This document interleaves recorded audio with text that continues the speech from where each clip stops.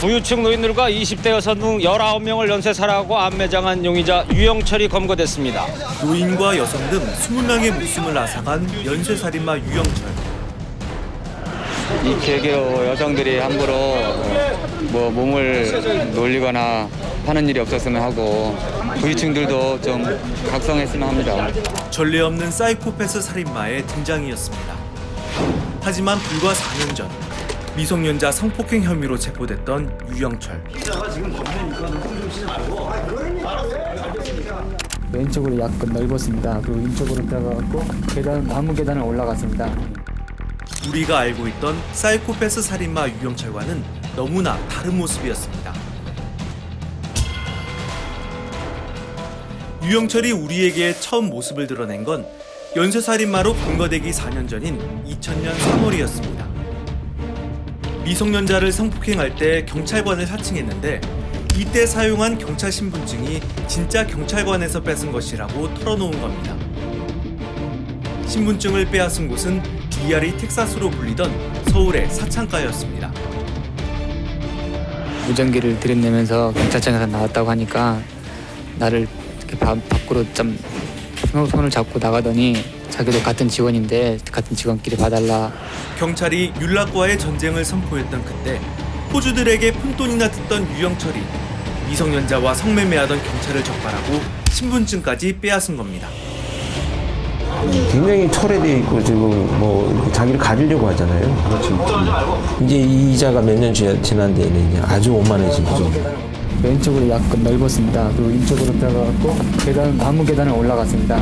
왼쪽으로 이렇게 들어가서 방이 쫙 있는데 첫 번째 방을 소리가 나길래 바로 문을 딱 열으니까 그 모습이 나왔습니다. 지금은 이제 존댓말도 또박또박 쓰잖아요. 그렇죠. 현장 감정할 때 오피스텔 같은 데에서는 얘는 이러지 않았어요. 굉장히 오만했거든요. 거기 아니야 이쪽이야 이런 식으로 이 수사관들이 자기가 한 행동을 밝히는 것에 대해서 아주 그냥 올라감. 욕실로 들어가는 문턱도 자기가 거기는 내가 삶과 죽음을 내가 결정하는 문턱이야 이런 식의 표현이지.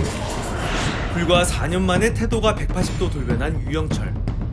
그에게 무슨 일이 있었던 걸까요? 2000년 3월 전과 14범이던 유영철은 경찰을 사칭하고 미성년자를 성폭행한 혐의로 징역 3년 6개월을 선고받았습니다. 그런데 수감 생활 중 아내에게 이혼당하고 양육권까지 뺏기자 교도소 벽면에 출소하면 살해할 사람들의 숫자까지 적으며 무차별 살해를 결의한 겁니다. 그리곤 여러 살인 수법을 분석해 완전 범죄를 꿈꿨습니다. 2003년 9월 만기 출소 후 유영철은 큰 개를 칼로 찔러보며 칼로 찔러선 피만 나오지 곧바로 죽진 않는다. 하지만 머지않아 머리를 내리치면 비명도 지르지 못하고 바로 쓰러진다. 그렇게 해머에서 긴 손잡이를 떼어내고 짧은 손잡이를 붙여 자신만의 살해 도구를 특별 제작합니다. 철저히 준비해온 그의 계획이 실행됩니다. 어젯밤 10시쯤 서울 강남구 신사동 73살 이모 씨 집에서 이 씨와 부인이 머리를 둔기에 맞은 채 숨져 있는 것을 경찰에 신고했습니다. 서울 구기동에서 발생한 일가족 3명 피살 사건을 수사하고 있는 경찰은 지문과 20, 30대 남자의 것으로 보이는 운동화 발자국을 발견해 주택가 강력 사건이 요즘 잇따르고 있습니다. 오늘 또다시 60대 할머니가 둔기에 머리를 맞아 숨진 채 발견됐습니다. 대낮 서울 종로의 한 단독주택에서 80대 노인 등 2명이 강도에게 처참하게 살해된 채 발견됐습니다. 고급 주택가에서 벌어진 4건의 살인사건. 하지만 경찰의 수사는 엇나가고 있었습니다. 금품을 노린 단순 강도범이 소형으로 보고 있습니다. 미리 계획된 강도라기보다는 이쪽 주변에 다니는 불량배들에 의한 강도로 지금 보고 있어요. 그렇게 유유히 수사방을 빠져나간 유영철. 하지만 너무 방심했던 걸까요? 현장 근처 CCTV에 찍힌 그의 뒷모습이 공개되면서 연쇄살인은 멈춘 듯 했습니다. 유영철의 범행 대상은 여성으로 바뀌어 있었습니다.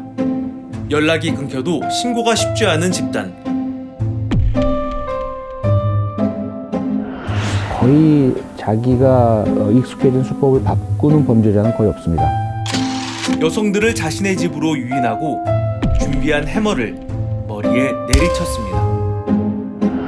그리곤 쓰러진 여성의 지문을 잘라내 변기에 버리고 시신은 검은색 봉지에 나눠 담아 야산에 안매장했습니다. 시신은 부패가 심하고요. 토막이 한 12막 이상씩 다 나 있습니다. 처음에는 그게 길가에 있는 쓰레기 봉투인 줄 알았는데 약간 비린내가 났었어요. 그래서 고기로 생각했죠. 생선이나 이런 쪽으로 처음에. 뭐냐고 물어보니까 아무것도 아니다 하면서 이야기하면서 농담해가면서. 유영철은 여성들을 자신의 집으로 불러들이기 전 일종의 면접 과정을 거쳤는데요. 혼자 사니?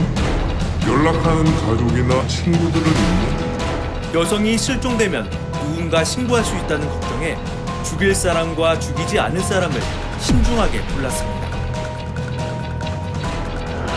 유영철은 수십 명의 생명을 앗아가는 동안 철저하게 자신만의 패턴대로 움직였습니다. 하지만 미처 예상하지 못한 상황에서는 자신이 느끼는 두려움을 잔혹함으로 폭발시켰습니다. 2003년 10월 9일 고급 주택에서 노인 둘을 살해하고 미처 파악하지 못했던 노인의 아들을 마주치자 유영철은 큰 위협을 느꼈습니다. 하지만 금세 아들이 장애인이라는 것을 눈치챘고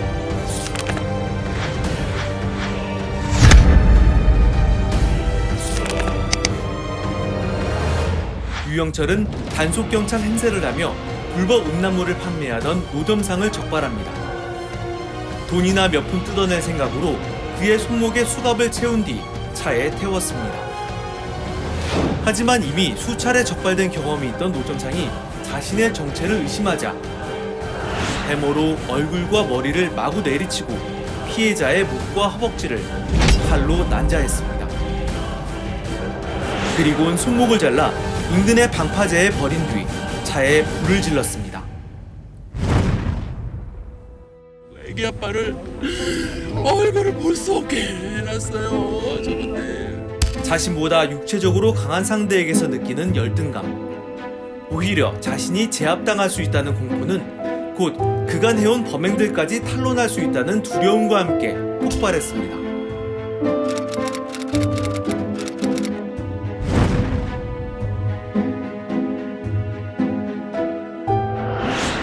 자신이 살인마가 된 원인을 불우한 환경과 선천적 장애 때문이라고 밝힌 유영철. 난 경찰 되는 게 꿈이었다 그러거든요.